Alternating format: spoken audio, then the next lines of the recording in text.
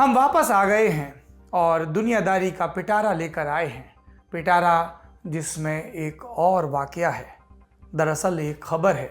लेकिन दुनियादारी क्या है कि हम इसमें आज की हाल की खबर को जब उठाते हैं तो उसके अतीत में दाखिल होने जाते हैं, ताकि खबर बस यूं ही आपके सामने से बीत ना जाए। आपको उसके कुछ वाकये, कुछ किरदार, कुछ भूगोल, कुछ इतिहास याद रहे। नमस्ते, मेरा नाम सौरभ द्विवेदी है। आप दुनियादारी देख रहे हैं। आज दुनियादारी में हम आपको उस मुल्क में ले चलेंगे जहां तख्ता पलट हो गया आज की सुबह, जब हम और आप चाय की चुस्कियां लेते हुए मातम मना रहे थे भारत की हार का T20 वर्ल्ड कप के मैच में पाकिस्तान के खिलाफ। तब इस मुल्क में लोकतंत्र हार रहा था। ये मुल्क कभी अफ्रीका का सबसे बड़ा देश हुआ करता था, लेकिन इसकी कहानी जब सुनाने बैठूंगा तो अफ्रीका से पहले हमें भारत के पड़ोस में चीन में जाना होगा। हमें एक अवसर, एक आगजनी की बात करनी होगी, और बात करनी होगी कई तख्तापलटों की, दो समुदायों के बीच के तनाव की, और लोकतंत्र के नाम पर हुए तमाशे की। और इस तमाशे की शुरुआत मैं एक कविता से करना चाहता हूँ। कविता जो दरअसल बायस थी, लोकतंत्र की आमद का स्वर थी। क्या है ये कविता? हे देश प्रेमियों, ये हमारे शहीदों के सम्मान का वक्त है। उठो और उन्हें सलाम करो। जिनके लहू ने मुल्क की नींव मजबूत की, उन्हें सलाम करो। ये पंक्तियां कभी अफ्रीका के सबसे बड़े देश रहे सूडान की जमीन पर गाई गई थी। 2011 में सूडान दो हिस्सों में बंट गया। एक हिस्सा बना साउथ सूडान, जबकि दूसरा नॉर्थ सूडान। लेकिन नॉर्थ सूडान को सूडान ही कहते हैं। आपने जो पंक्तियां सुनी वो साउथ सूडान के राष्ट्रगान की हैं, जिसे विभाजन से ठीक पहले लिखा गया था। और एक बात यहाँ पर गौर करने वाली है, इस राष्ट्रगान को जुबा यूनिवर्सिटी के म्यूजिक डिपार्टमेंट के स्टूडेंट्स ने तैयार किया था, और इसे चलाते थे मोहम्मद अली, जो खुद नॉर्थ सूडान के थे। यानी नॉर्थ सूडान के व्यक्ति ने साउथ सूडान का गीत लिखा। अली अरब मूल के थे, वो समुदाय जिनसे खफा होकर साउथ के ईसाइयों ने अपने लिए अलग मुल्क की मांग रखी थी। तो ये एक किस्म का विरोधाभास था। इसके बावजूद इसमें अविश्वसनीयता नहीं थी। कहते हैं कि सूडान अलग अलग संप्रदायों से मिलकर बना एक सुंदर सा गुलदस्ता था। इसे अफ्रीकी महाद्वीप में एक प्रयोग की तरह देखा जाता था, लेकिन फिर ये गुलदस्ता बिखर गया। क्या है आज के सूडान के पीछे की ऐतिहासिक कहानी? क्यों यहाँ पर तख्ता पलट एक रूटीन प्रोग्राम बन गया है? और 29 साल तक एक छत्र राज चलाने वाले उमर अल बशीर के साथ क्या हो गया है? सूडान खबरों में क्यों है, सब विस्तार से बताएंगे, क्योंकि इसी वास्ते आप देखते हैं दुनियादारी। तो अब सूडान की कहानी बांटते हैं, लेकिन इसकी शुरुआत सूडान से नहीं, भारत के पड़ोस से होगी। 1850 का दशक था। ब्रिटेन चीन में अफीम बेचना चाहता था। चीन के साम्राज्य ने अपने यहाँ अफीम के व्यापार पर प्रतिबंध लगा रखा था। महत्वाकांक्षाओं का टकराव हुआ तो लड़ाई हुई, जिसमें ब्रिटेन चीन को घुटनों पर ले आया। युद्ध के आखिरी वक्त में ब्रिटेन ने अपनी एक टीम राज दरबार में भेजी, चीनी शासकों से सरेंडर की शर्तों पर बात करने के लिए। इस टीम में टाइम्स का एक पत्रकार भी था। जैसे ही टीम दरबार में पहुंची, उन्हें बंधक बना लिया गया। 3 दिनों तक टॉर्चर किया गया, जिसके चलते पत्रकार समेत कई लोगों ने दम तोड़ दिया। इससे British high commissioner lord Elgin नाराज हो गए और उन्होंने आदेश दिया कि चीनी सम्राट का समर पैलेस जला दिया जाए, और ब्रिटेन की आर्मी ने वही किया। हालांकि आग लगाने से पहले उन्होंने वहां रखी कीमती कलाकृतियों को बाहर निकाल लिया और बाद में ब्रिटिश म्यूजियम में पहुंचा दिया। इस पैलेस को चीन का लाज महल कहा जाता था। इस लूट की आग आज भी चीन को परेशान करती है। और जिस अफसर ने समर पैलेस में आगजनी और लूट का जिम्मा संभाला था, उसका नाम था चार्ल्स गॉर्डन। ब्रिटिश सैन्य इतिहास के सबसे काबिल अफसरों में से एक। कहा जाता है कि वो अपनी जिंदगी में एक भी लड़ाई नहीं हारा, और जब हारा तो जिंदगी नहीं रही। ताइपिंग विद्रोह को दबाने में भी उसका अहम योगदान था। इंग्लैंड में जनता गॉर्डन की दीवानी थी।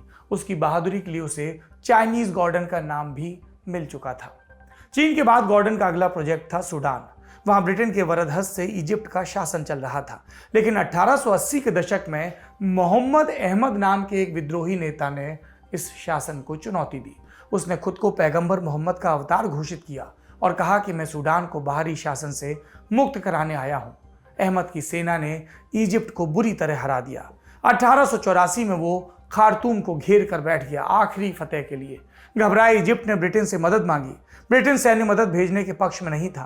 उसने इजिप्ट से खार्तूम को खाली करने को कहा, लेकिन इस काम को सुचारू ढंग से चलाने के लिए भी मदद की जरूरत थी। ऐसे में चार्ल्स गॉर्डन को वापस सूडान भेजा गया। गॉर्डन ने वहां पहुंचकर स्क्रिप्ट बदलने की कोशिश की। उसने खार्तूम को खाली करने के बजाय विद्रोहियों को कुचलने का प्लान बनाया, लेकिन इस काम के लिए उसे और भी सरकारी रसद की मदद की जरूरत थी। गॉर्डन लगातार ब्रिटिश सरकार को खबर भेजता रहा, चिट्ठी लिखता रहा। सरकार टालमटोल करती रही और तब तक मोहम्मद अहमद को भी उसके इरादों की भनक लग गई। उसकी सेना ने खार्तूम पर धावा बोल दिया और 26 जनवरी 1885 को चार्ल्स गॉर्डन का सर काट कर दीवार पर टांगा जा चुका था। अगले 3 दिनों तक खार्तूम में सबका लगभग चार्ल्स जैसा हाल हुआ। बेरहम कत्लेआम हुआ। अहमद की सेना ने खार्तूम समेत सूडान के बड़े हिस्से पर कब्जा कर लिया और अपने साम्राज्य का नाम रखा मेहदिया। कुछ महीनों के बाद अहमद की मौत हो गई, लेकिन मेहदिया साम्राज्य अभी चल रहा था। उधर ब्रिटेन में सरकार पर प्रेशर बढ़ रहा था कि चार्ल्स गॉर्डन की हत्या का बदला लो। सरकार ने यह बदला लिया 1899 में, जब ब्रिटेन और इजिप्ट ने मिलकर सूडान पर फिर से कब्जा कर लिया और मोहम्मद अहमद के बचे कुचे परिवार को जेल में बंद कर दिया। सूडान में इसके बाद कई दशकों तक ब्रिटेन और इजिप्ट का गठजोड़ चलता रहा और ये खत्म कब हुआ? Post world war, second world war 1955 में। 1 जनवरी 1956 को सूडान को आज़ाद घोषित कर दिया गया। आज़ादी के वक्त तय हुआ था कि सूडान में लोकतंत्र होगा, लेकिन शुरुआत में ही इसमें पेच फंस गया। पहले तो चुनाव में देरी हुई। आज़ादी मिलने के 2 बरस बाद चुनाव हुए। अब जब चुनाव का नतीजा आया तो बनी गठबंधन सरकार। प्रधानमंत्री का पद मिला अब्दुल्ला खलील को और कुर्सी पर बैठते ही खलील ने ऐसी कारस्तानी की कि मतभेद और बढ़ गए।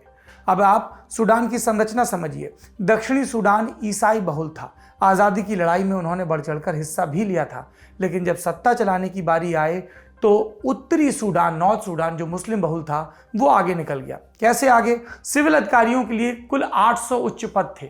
इनमें से सिर्फ 4 पद दक्षिणी सूडान के पास, ईसाइयों के पास आए। बाकी सब पर नॉर्थ सूडान के मुस्लिमों का कब्जा था। इसको लेकर मुल्क के एक हिस्से में नाराजगी बढ़ने लगी और फिर जून 1958 में दक्षिणी सूडान के सांसदों ने इस भेदभाव के खिलाफ इस्तीफा दे दिया। यानी राजनीतिक संकट काबू से बाहर जा रहा था और ऐसे में प्रधानमंत्री खलील ने इसे सुलझाने के बजाय एक और ब्लंडर किया। उन्होंने सेना के मुखिया जनरल इब्राहिम अदूद से समझौता कर लिया। प्रधानमंत्री की मिली भगत से सेना ने सरकार का तख्ता पलट किया, संसद भंग कर दी। ये सूडान में सैन्य तख्ता पलट की शुरुआत थी, जिसकी कई नई किश्त हर कुछ वर्षों में रिलीज होती रही है। अबूद का शासन 1964 तक चला, लेकिन इसके बाद देश में फिर लोकतंत्र की मांग तेज होने लगी और तब उसे अक्टूबर 1964 में इस्तीफा देना पड़ा। और इस साल इस्तीफे के बाद सूडान में लोकतंत्र की वापसी हुई, लेकिन ये बसंत सिर्फ 5 बरस का मेहमान रहा। जब तक लोकतंत्र रहा, सूडान में स्थितियां कुछ सुधरी, लेकिन हालात पूरी तरह नहीं बदल पाए। सेना ने इस असंतोष का फायदा उठाया और 25 मई 1969 को जफर नुमेरी नाम के आदमी ने इस सरकार को पलट दिया। नुमेरी अगले 16 साल तक शासन करता रहा। इस दौरान उसने 3 अहम काम किए। गौर से सुनिएगा, क्योंकि इनका रेफरेंस आगे भी आएगा। क्या किया नुमेरी ने? सबसे पहले तो उसने अपनी जान बचाई। जी, शासक होकर जिंदा रहना एक बड़ी उपलब्धि थी सूडान में। जुलाई 1971 में नुमेरी के तख्ता पलट की साजिश रची गई। 3 दिनों तक वो घर में कैद रहा और एक दिन किसी तरह खिड़की से कूदकर भागा और फिर अपने समर्थकों से मिला और उसने तख्ता पलट करने वालों को बुरी तरह से कुचला। नुमेरी की दूसरी उपलब्धि आदिस अबाबा एग्रीमेंट। फरवरी 1972 में उसने साउथ सूडान के विद्रोहियों के साथ ये समझौता किया। इसके तहत साउथ सूडान को ऑटोनॉमी दी गई और इस तरह से सूडान का पहला सिविल वॉर आज़ादी के दशकों बाद बंद हुआ। नुमेरी का तीसरा अहम काम, जिसने उसके पहले के कामों को उलट दिया, वो था हसन अल तुराबी को अटॉर्नी जनरल बनाना। अब ये तुराबी कौन था? ये सूडान का सबसे बड़ा इस्लामिक नेता माना जाता है। 1983 में तुराबी के ही कहने पर नुमेरी ने देश भर में शरिया कानून लागू कर दिया। छोटी छोटी गलतियों पर हाथ काटना, अवैध संबंधों पर पत्थर मारकर हत्या, शराब पर प्रतिबंध, इस तरह के कानून पूरे सूडान में, जिसमें साउथ सूडान भी शामिल था, ऑटोनॉमस जो एरिया हुआ था, उसको भी इन सब जगहों पर लागू कर दिया गया कानून को।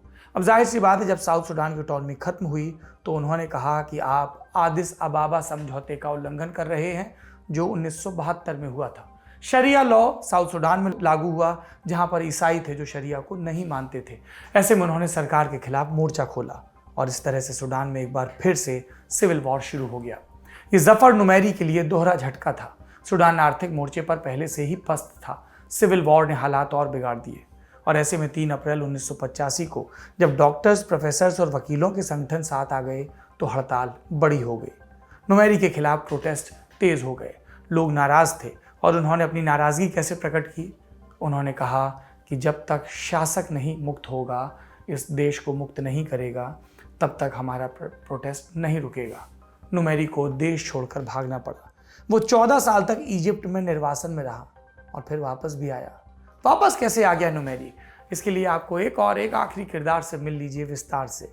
जो नेता उसको वापस लेकर आया वो भी उसी की तरह सैन्य तख्ता पलट के जरिए सत्ता में आया था और सबसे ज्यादा लंबे समय तक काबिज रहा। सूडान का तानाशाह उमर अल बशीर। दरअसल इस नेता के भागने के बाद 1986 में सूडान में चुनाव हुए। चुनाव के बाद सादिक अल मेहदी ने सरकार बनाई। अल मेहदी साउथ सूडान की समस्याओं को सुलझाना चाहते थे।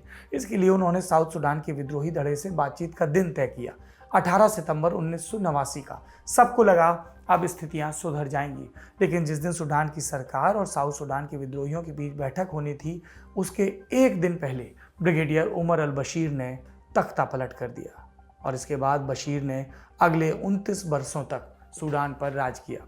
बशीर के शासन को डारफर के वॉर क्राइम्स और सूडान के बंटवारे के लिए याद किया जाता है। सूडान का बंटवारा एक समझौते के तहत हुआ जिसमें 2011 में जनमत संग्रह हुआ और इसमें साउथ सूडान के 99% लोगों ने कहा हम अलग होना चाहते हैं और फिर साउथ सूडान एक अलग देश बना और सूडान एक अलग देश। जो मैंने आपको शुरुआत में कविता सुनाई उसका संदर्भ यही था। इसके अलावा भी बहुत कुछ हुआ। 2009 में इंटरनेशनल क्रिमिनल कोर्ट यानी आईसीसी ने बशीर पर डारफर में नरसंहार और रेप जैसे संगीन अपराध कराने के आरोप में मुकदमा दायर किया। बशीर सत्ता में रहते हुए आईसीसी का मुकदमा झेलने वाला पहला राष्ट्राध्यक्ष था। हालांकि उसे तब इससे कोई फर्क नहीं पड़ा और उसे फर्क कब पड़ा? जब सूडान की जनता उससे आजिज आ गई। सूडान के विभाजन के समय देश का 75% तेल भंडार साउथ में था। विदेशी प्रतिबंधों से जूझ रहे सूडान की हालत खराब थी। जब तेल से होने वाली आमदनी भी कम हो गई विभाजन के बाद, तो सरकार ने बुनियादी चीज़ों पर दी जाने वाली सब्सिडी पर रोक लगा दी और प्रोटेस्ट हुए तो सरकार ने बात करने के बजाय सेना उतार दी। 2018 में सरकार ने ईंधन और ब्रेड पर दी जाने वाली सब्सिडी खत्म कर दी और इसके 2 ही महीने के अंदर प्रदर्शनकारी उग्र हो गए। एक तरफ सरकार प्रदर्शनकारियों को गिरफ्तार करती, दूसरी तरफ विरोध और बढ़ जाता। फिर आया फरवरी 2019। सूडान की सिक्योरिटी और इंटेलिजेंस सर्विसेज ने ऐलान किया कि राष्ट्रपति उमर अल बशीर कुर्सी छोड़ रहे हैं। बशीर ने ये बात फौरन नहीं मानी और इमरजेंसी लगा दी और राज्य की सरकारों को भंग कर दिया, मिलिट्री के लीडर्स को बिठा दिया। लेकिन विरोध इस बार थमा नहीं और तब बशीर ने खेला आखिरी कार्ड। कहा कि इस टर्म के पूरा होते तक रहने दो, अगले चुनाव में हिस्सा नहीं लूंगा। लेकिन जनता इस दफा भुलावे में आने के लिए तैयार नहीं थी। ऐसे में 6 अप्रैल 2019 को प्रदर्शनकारी मिलिट्री हेडक्वार्टर पहुंचे। बशीर ने सेना से कहा गोली चलाओ, पर सेना ने गोली चलाने से इनकार कर दिया और तब 11 अप्रैल को ऐलान हुआ कि उमर अल बशीर को गिरफ्तार कर लिया गया है। उस पर कई मामलों में मुकदमा चल रहा है। अगस्त 2021 में उसे आईसीसी को भी सौंप दिया गया है, जहां पर उसके ऊपर वॉर क्राइम जैसे मामलों में मुकदमा चलेगा। तो बशीर की गिरफ्तारी के बाद सूडान का क्या हुआ? एक अस्थायी सरकार बनी जिसमें सिविलियन और मिलिट्री दोनों ही एलिमेंट्स थे। सिविलियन वाले हिस्से में कई पार्टियां थीं जिनका नाम रखा गया forces of freedom and change, FFC। इन्होंने मिलकर तय किया कि 2023 में चुनाव कराए जाएंगे और तब तक अस्थायी सरकार काम करती रहेगी। लेकिन पिछले कुछ समय से FFC और मिलिट्री के बीच मनमुटाव चल रहा था। आपस में भी धड़े एक दूसरे पर इल्जाम लगा रहे थे।